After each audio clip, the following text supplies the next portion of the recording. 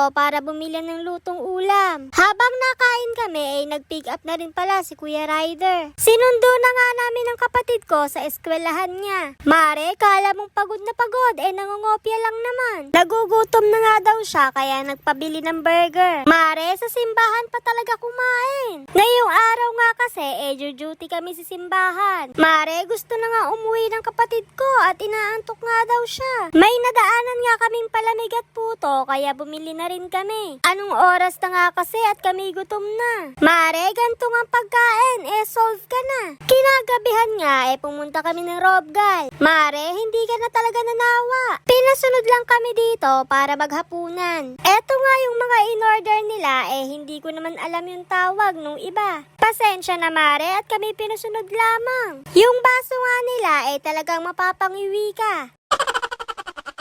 Pagkatapos nga namin kumain, dumaretso kami ng Watson. Pag pumasok ka nga dito, mabubudol ka talaga. Mare, tignan nyo nga tong lola ko, nagpakilay pa. Pumunta nga kami ng Pasita para puntahan si Poong Nazareno. Habang naghihintay, kumain muna kami ng puto bumbong. Mare, pakiramdam ko nga, magpapasko na. Nag-standby muna kami sa simbahan habang wala pa.